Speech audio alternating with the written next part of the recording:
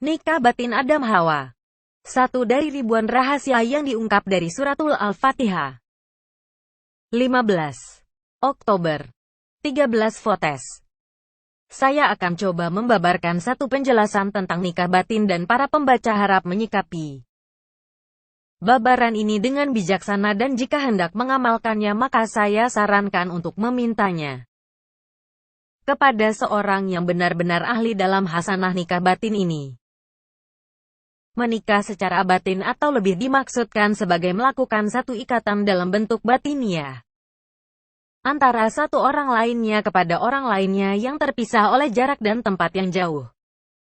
Dengan bentuk ikatan seperti menikah sehingga batin atau perasaan dari dua insan yang telah dinikahkan ini akan timbul rasa kenal mengenal yang sangat kuat seperti perasaan seorang suami kepada istri, gitu juga sebaliknya. Mengikat batin yang dimaksud dalam nukilan ini memiliki maksud dan tujuan yang beragam. Mulai dari ikatan batin dengan rasa seperti telah menikah sampai perasaan seperti seorang pembeli yang telah membeli barang jualan.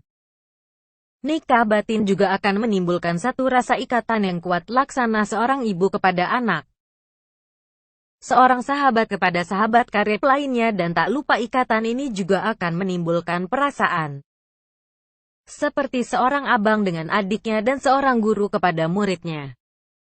Jadi nikah batin yang selama ini berkembang dalam perasaan kaum-kaum kebatinan adalah nikah batin yang memunculkan satu fenomena pengasihan atau berkarakter penaklukan batin pasangan, sedangkan nikah batin yang akan saya jelaskan di sini fenomenanya lebih luas walau asal-muasal dari kekuatan amalannya bersumber dari pengkajian makrifat yang menemukan nama asli Nabi Adam dan Siti Hawa sewaktu di alam surga.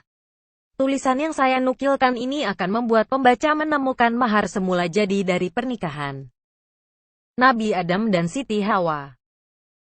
Sekali lagi saya tidak beraliansi untuk menjelaskan bagaimana tata caranya. Saya hanya memiliki keharusan menyampaikannya saja sebagai penyambung lidah dari narasumber. Jika pembaca hendak mengamalkan atau menyempurnakannya maka silakan datangi dan meminta ijazahan serta tata cara makrifatnya kepada orang yang ahli dan memiliki kesahihan atau pembuktian dalam ilmu semacam ini. Saya sengaja mendatangi seorang datuk. Maaf, namanya tidak saya sebutkan, yang menetap di Kabupaten Bagan Siapi Api, Kabupaten Rokan Hilir, Riau. Dari sang datuk telah saya dapat mengetahui kebenaran dari sebuah tirakat yang bernama nikah batin. Sang datuk yang berumur hampir 78 tahun ini adalah satu-satunya pewaris ilmu nikah batin yang diturunkan secara turun-temurun dari keluarganya. Setelah ilmunya matang dengan pengkajian dan penyempurnaan maka keputusan ilmunya sang datuk diwajibkan mempraktekkan ilmu makrifatnya ini selama 9 tahun kepada orang-orang yang membutuhkan. Dengan cara tidak boleh menerima pemberian dari orang yang datang meminta pertolongan wasilah.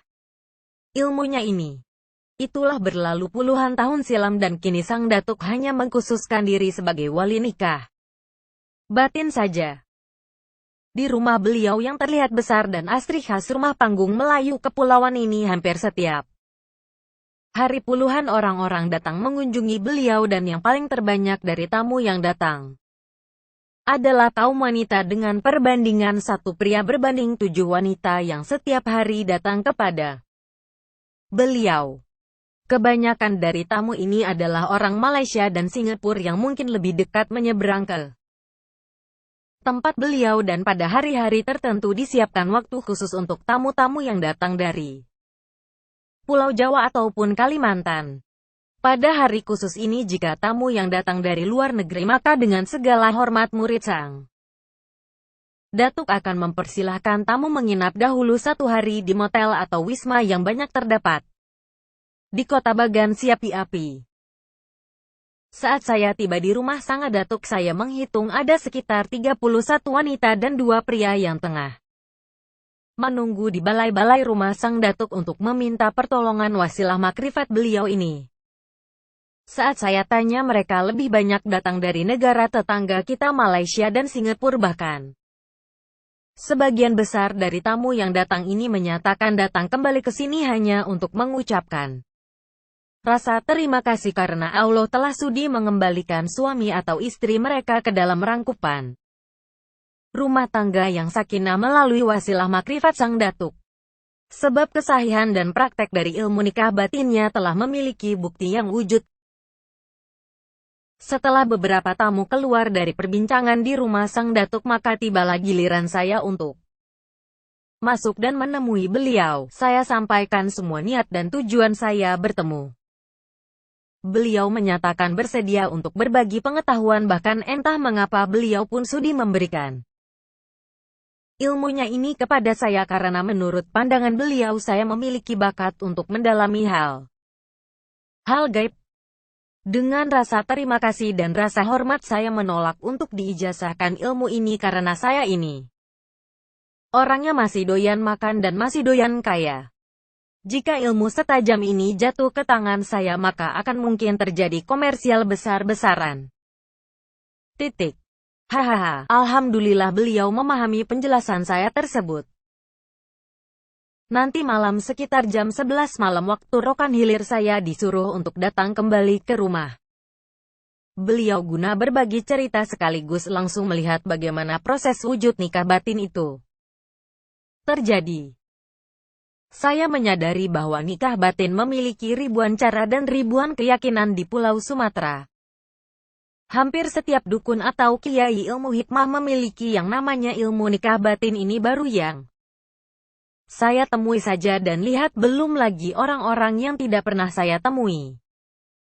Namun yang menarik dari nikah batin sang datuk ini menurut guide saya ialah sang datuk tidak menggunakan kemenyan, kembang 7 rupa, 5 purut ataupun mantra-mantra daerah. Nikah batin yang sang datuk lakukan hanya menggunakan surat Al-Fatihah. Namun soal keampuhan atau reaksinya hanya berselang 3 jam saja setelah dinikahkan dan paling lama 6 jam. Jika lewat dari 6 jam maka sang datuk akan mengatakan ilmu makrifatnya gagal dan tamu persilakan mencari bantuan lain kepada kiai atau ulama lainnya sehingga kerugian atau kesia-sia waktu sang tamu akan minim. Hal inilah yang menjadi keunikan paling unik di antara nikah batin lain yang saya temui selama ini. Waktu pertemuan ke rumah beliau pun tiba dan saya dengan ditemani seorang teman Riau yang kebetulan cucu dari sang datuk segera bergegas mendatangi rumah beliau. Sesampainya di sana sang datuk telah bersiap-siap dengan pakaian Melayu Islamnya duduk di ruang tamu. Saat itu ada satu wanita berumur sekitar 45 tahun yang menemani sang datuk berbincang-bincang. Setelah saya bertegur sapa, saya ketahui bahwa wanita ini adalah tamu yang datang dari Yogyakarta dengan tujuan untuk nikah batin kepada suaminya yang telah menikah dengan wanita lain. Menurut si tamu, dia mengetahui alamat dan nama sang datuk dari mimpi sebanyak 9 hari berturut-turut. Dan ini adalah kali pertama dia sampai di Kabupaten Rohil Bagan Siapi Api.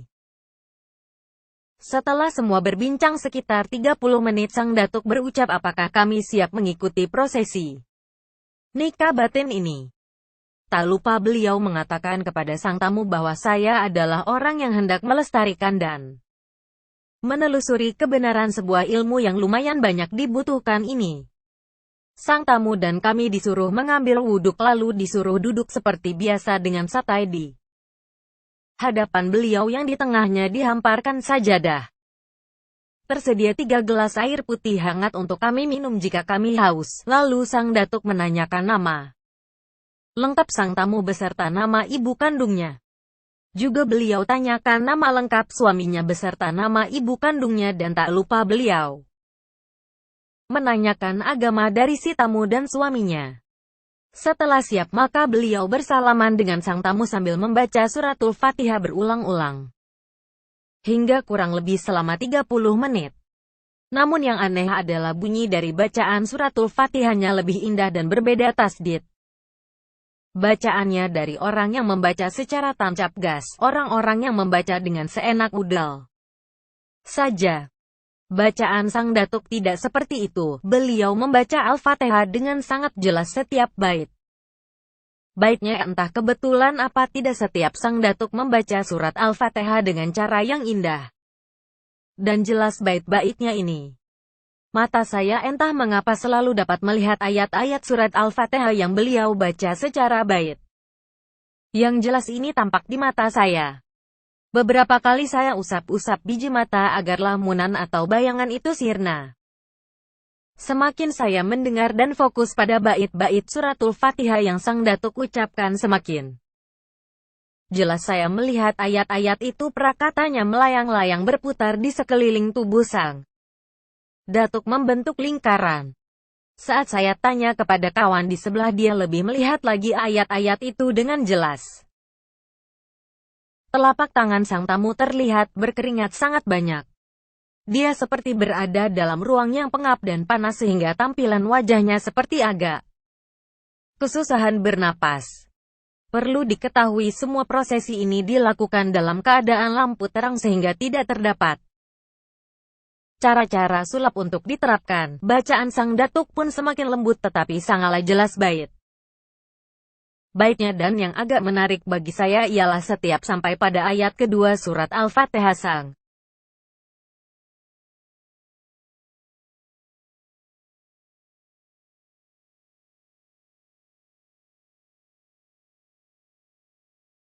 Datuk akan mengulang-ulangnya beberapa kali lalu menghirup napas dari samping bahu kanan dan menghembuskan napas pada bahu kiri. Hal ini beliau lakukan berulang-ulang layaknya orang yang tengah berzikir dengan menggerakkan kepala. Pada akhir menit-menit ke-30 tiba-tiba semacam sinar, lebih tepatnya kabut tipis seperti pelangi, meluncur dari ubun-ubun rumah mengarah ke samping kiri Sang Datuk. Begitu jelasnya kabut ini sehingga gelas air putih yang berada di belakang kabut ini tertutup pandangan. Ini meyakinkan saya bahwa kabut ini bukan kabut halusinasi. Selang beberapa detik setelah kejadian itu bergantian kabut seperti pelangi keluar dari ubun-ubun tamu wanita yang tengah berkeringat ini dan meluncur tepat di sebelah bahu kirinya sehingga berhadap-hadapan dengan kabut yang datang tadi. Anehnya sang wanita masih dalam keadaan normal total dan melihat sendiri kabut tipis yang keluar dari ubun-ubunnya. Setelah ini Sang Datuk menghentikan bacaan surat Al-Fatihahnya lalu berbalik arah duduk menghadap kedua kabut tipis ini yang terus meliuk-liuk laksana gelombang air laut. Sang Datuk melanjutkan membaca surat Al-Fatihah kembali ditambah dengan beberapa kalimat-kalimat perintah berbahasa Melayu. Tak sampai dalam 3 ulangan membaca surat Al-Fatihah kedua asap ini berubah wujud dengan jelas. Asap yang dari ubun-ubun sang tamu berubah rupa layaknya rupa sang tamu, hanya terdapat sedikit perbedaan bentuknya di bagian punggung belakang yang terlihat tidak terbentuk dengan baik, sedangkan kabut yang di hadapannya berwujud seperti seorang laki-laki berumur sekitar 50-an tahun dengan postur wajah dan tubuh cukup gagah.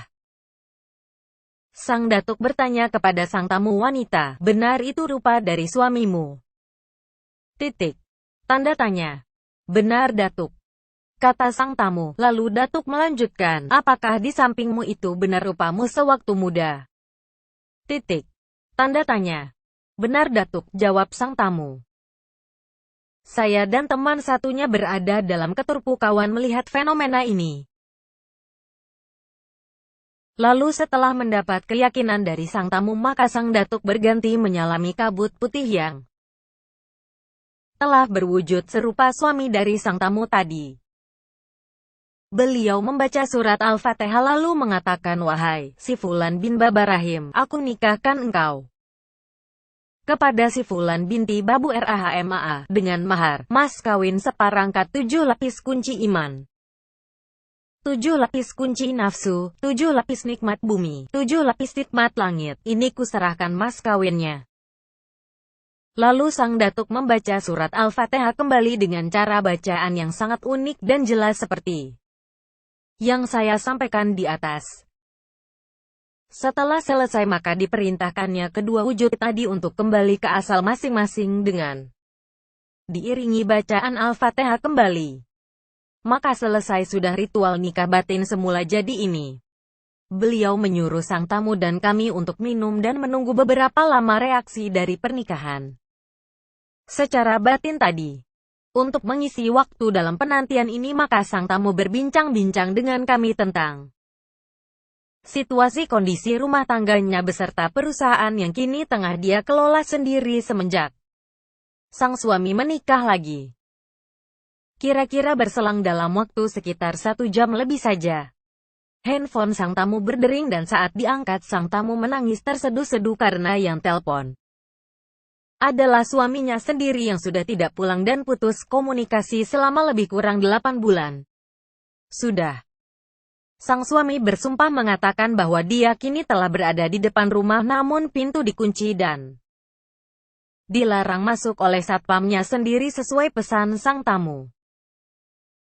Suami menangis terisak-isak di telepon menyatakan bahwa istri mudanya telah dia ceraikan secara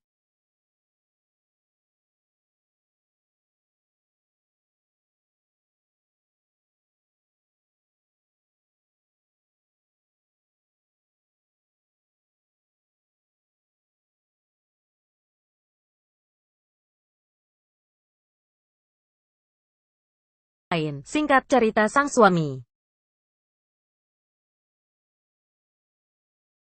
esoknya datang sendiri ke Riau untuk membuktikan keseriusannya kembali merajut rumah tangga. Sekaligus rindu yang sangat dalam bertemu sang istri. Di Bandara Sultan Syarif Kasim Pekanbaru Riau anak cucu Nabi Adam dan anak cucu Siti Hawa ini bertemu kembali. Esok malamnya saya datangi kembali sang datuk untuk meminta diberikan penjelasan mengenai beberapa hal yang tidak saya ketahui saat fenomena nikah batin terjadi. Hal yang pertama saya tanyakan adalah tentang surat Al-Fatihah. Di mana rahasianya sehingga sang datuk dengan menggunakan surat Al-Fatihah saja mampu membantu banyak orang dengan permasalahan yang sangat mustahil dapat diselesaikan dengan segera dan baik-baik. Sang datuk menjelaskan kurang lebihnya seperti ini. Pertama, di dalam Al-Fatihah itu sendirilah tersimpan rahasia Nabi Adam dan Siti Hawa. Hanya saja sebagian orang yang terlalu sibuk dengan ayat-ayat dan mantra-mantra lain terlupa untuk mengkaji kebesaran dan keampuhan surat Al-Fatihah ini. Dahulu saat di benih Siti Hawa itu bersarang dalam bentuk nur bening seperti minyak kelapa hijau di dalam tulang baginda Adam. Dia belum bernama Siti Hawa. Nur bening sewaktu ini masih lunak dan bening, penurut dan boleh ikut dibentuk kepada apa saja. Setelah nur bening ini wujud dan memiliki kehendak yang menentang kepada tulang baginda Adam maka bermulalah dia disebut Siti. Siti adalah nama yang diberikan oleh malaikat surga kepada makhluk yang baru wujud ini dengan makna Siti maksudnya hati. Hati siapakah si Siti yaitu bagian dari hati baginda Adam yang terbagi sehingga sejak itu wujud yang baru ini mereka maknai dengan Siti. Setelah Siti ini turun ke muka bumi maka makhluk bumi menyebutnya dengan Hawa. Karena apakah? Tanda tanya. Karena setelah dia ada di muka bumi sejak itu pula lah kehendak dan nafsu bermula. Sebagian malaikat yang melata di muka bumi saat itu tetap memanggil wujud wanita pertama ini dengan nama Siti dan sebagian makhluk bumi yang terdiri dari jin dan lain sebagainya memanggil dengan nama Hawa. Lama-kelamaan makhluk di dua alam ini memanggil wujud wanita pertama ini dengan nama Siti Hawa dan sesungguhnya wanita pertama ini pun sampai saat ini jika dipanggil dengan panggilan Siti Hawa maka hanya jasadnya saja yang terpanggil sedangkan ruh, perasaan, hati semula jadinya tertinggal. Jika menikahi Siti Hawa dengan menikahi jasadnya saja maka engkau akan melihat mayat hidup dapat berjalan. Jasadnya engkau miliki namun hatinya pada orang lain. Untuk dapat menikahi keseluruhannya yaitu hati dan jasad dari seorang wanita maka engkau harus mengkaji siapa sesungguhnya nama semula jadi Siti ini sewaktu belum bernama, belum berupa, belum berwujud, belum bernafsu. Karena pada masa-masa inilah si Siti ini tidak memiliki kehendak dan tidak memiliki tujuan. Saat seperti ini adalah saat yang tepat untuk memberikan kehendak dan memberikan tujuan kepada si Siti ini. Tujuan yang Adam kehendaki adalah mengikuti tujuan dan kehendak Adam, bukan kehendak dan tujuan yang berbeda bahkan membangkang dari tujuan kehendak Adam. Begitu juga baginda Adam. Ia bernama Adam sewaktu telah melihat wujud si Siti maka timbullah sifat nafsu dan sifat menghendaki. Sifat-sifat yang bukan lagi sifat kaum penghuni surga ini telah membuat sosok laki-laki pertama ini lebih condong kepada akal, bukan lagi miring kepada afal. Afal adalah sifat rahim Allah yang bersih dari hawa nafsu, sedangkan akal adalah sifat Adam yang memang lebih berat kepada akal dan nafsu. Sejak laki-laki pertama ini berkeinginan lebih kepada yang lain selain Allah, maka dia dipanggil Adam oleh para malaikat. Hingga sampai di muka bumi sifat Adam, sosok ini sangat mendominan, maka makhluk pun menetapkan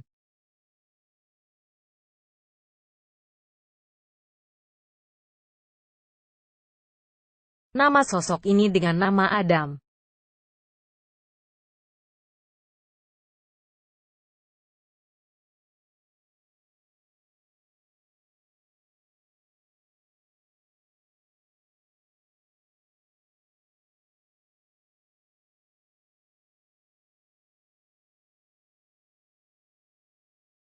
Kita ini dengan nama Siti Hawa dan Nabi Adam pun tak mengapa dan meniadakan kedua nama semula jadinya tadi. Karena hakikat hanya tukang emas lah yang mengetahui mana loyang mana emas, mana kaca mana permata.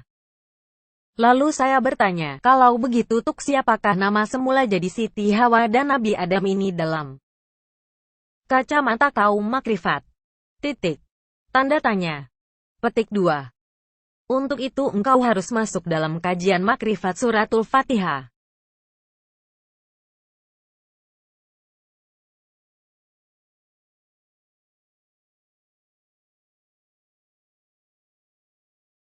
Tiada surat yang lebih agung dan lebih besar menyimpan rahasia-rahasia Nabi Adam selain surat Al-Fatihah.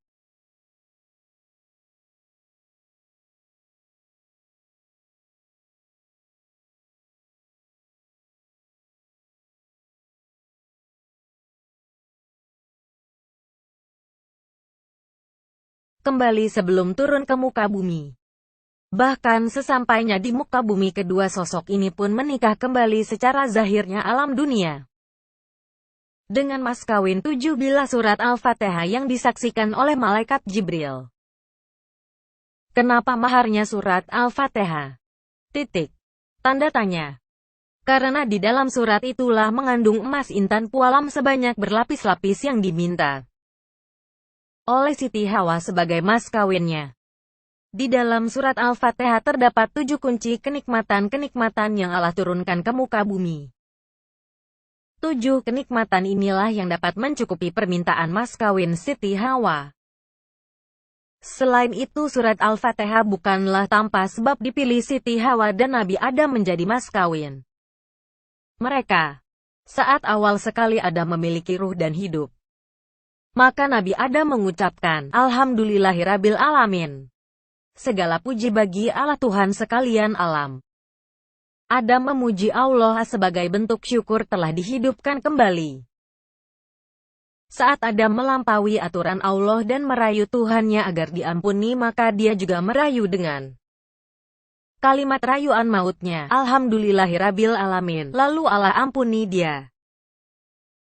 Saat Adam mengalami bersin yang pertama sekali, beliau juga menyebut kalimat pujian Alhamdulillahi Rabbil Alamin. Dan yang tak kalah menariknya, Nabi Adam merayu sang pasangan hati ini juga dalam beberapa kali perselisihan rumah tangga di muka bumi dengan jampi pekasi andalannya, yaitu Alhamdulillahi Rabbil Alamin. Lalu saya bertanya, maaf Datuk, mengapa semua orang membaca ayat ini berbeda dengan yang Nabi Adam baca? Biasa dibaca, Alhamdulillahi Rabbil Alamin. Titik. Tanda tanya. Nah, disitulah letak ampuhnya nikah batin tersebut. Jika dibaca dengan sambung semua gitu, maka makna serta kenikmatan-kenikmatan di dalam ayat itu tidak akan menjadi karena berbeda dengan apa yang tertulis di Al-Quran. Bacaan seperti itu akan membuat nikmat-nikmat yang tersedia dalam ayat ini berkecai-kecai atau terpecah belah laksana kaca jatuh ke lantai. Alhamdulillah itu sarang kenikmatan melihat wajah Allah. Lillahi itu kenikmatan roh. Rabil itu dirimu yang selalu disayangi Allah. Alamin itu meliputi kasih dan sayang Allah serata sama merata kepada setiap makhluknya dimanapun berada. Jadi kalau mau menikmati kenikmatan yang tersedia dalam ayat ini mesti berhati-hati, lembut dan jelas penyebutannya. Lalu siapakah nama semula jadi Siti Hawa dan Nabi Adam itu, dan di kitab atau ayat manakah di dalam Al-Quran tersimpannya datuk? Sang datuk, ya di dalam surat Al-Fatihah. Awalnya baginda Adam itu bernama Baba Rahim dan Siti Hawa itu bernama Babu Rahma. Rahma adalah nama nur bening yang terdapat dalam tulang baginda Adam dan Rahim adalah nama semula. Jadi baginda Adam. Cobalah baca betul-betul surat Al-Fatihah ayat kedua itu, tertulis Ar-Rahmanir-Rahim. Jika engkau membaca dengan bacaan Ar-Rahmanir-Rahim atau Ar-Rahmanir-Rahim dengan nun sablu, maka engkau telah menyalahi sifat ayat.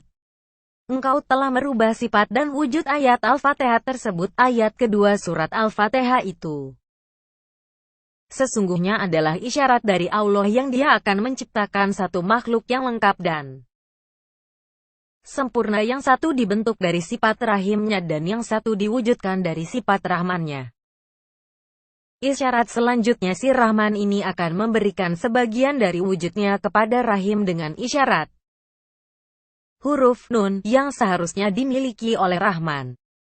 Ini adalah hakikat wanita akan selalu memberikan sebagian dari tubuhnya kepada pria, sedangkan pria akan bertambah atau akan mengisi apa yang kurang di tubuh wanita. Di dalam surat Al-Fatihah lah kedua nama semula jadi makhluk ini dicantumkan, yaitu pada bacaan Ar-Rahmanir-Rahim. Kenapa Al-Quran menulis ayatnya dengan Ar-Rahma, bukan bersambung kepada nun sehingga menjadi Rahman? Kenapa tidak ada tanda sabdu dan tanda sambung dari Rahma kepada nun? Tanda tanya. Itu karena Allah hendak menyampaikan bahwa makhluk yang diciptakan dari sifat Rahman dan sifat Rahimnya itu dikenal oleh Allah dengan nama Rahma dan Rahim. Maka saat tirakat atau menyeruruh dari seorang laki-laki yang akan dinikah batinkan, saya menyeru nama Ru semula jadinya yaitu Fulan binti Rahma dan Fulan bin Rahman. Fulan itu nama jasadnya dan Rahma itu nama semula jadinya wanita. Gitu juga dengan Fulan bin Adam. Dengan membaca surat Al-Fatihah secara betul sesuaikan dengan apa yang tertulis di Al-Quran, maka nikah batin kedua anak cucu Adam dan Siti Hawa sangat zuhir dapat dilakukan. Pada hakikat kedua nama semula jadi itu Rahma dan Rahim ini saling mengenal sejak dahulu di alam surga hingga besok hari kiamat tiba.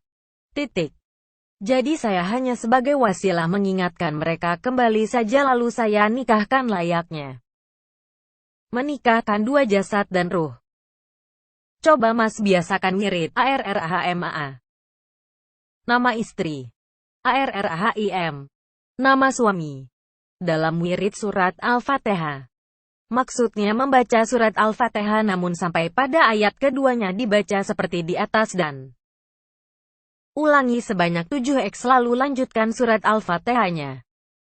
Kenikmatan yang akan terjadi dari sifat bacaan seperti ini boleh mendekati nikah batin walau belum mampu untuk menghadirkan sifat ruh, namun jika digunakan saat membutuhkan insya Allah makbul. Boleh juga mas buat seperti ini. Assalamualaikum warahmatullahi wabarakatuh Ar-Rahma. Waalaikumsalam Ar-Rahim. Sambil membaca ayat ini makrifatkan orang yang dikehendaki duduk bercengkerama di hadapan mas. Insya Allah banyak manfaatnya. Amin. Keputusannya berhati-hatilah dalam membaca surat Al-Fatihah. Dalami secara mendalami ilmu surat Al-Fatihah ini kalau bisa berguru secara khusus rahasia-rahasia surat Al-Fatihah ini kepada orang-orang suluk di daerah pembaca masing-masing sebab terdapat berjuta kenikmatan dan rahasia-rahasia Allah yang tersedia dalam surat agung ini. Semoga pada lain kesempatan saya diizinkan oleh Allah mengetahui rahasia-rahasia lain yang terkandung dalam surat Al-Fatihah ini dan dapat berbagi-bagi dengan para pemirsa subscribers Tubumi.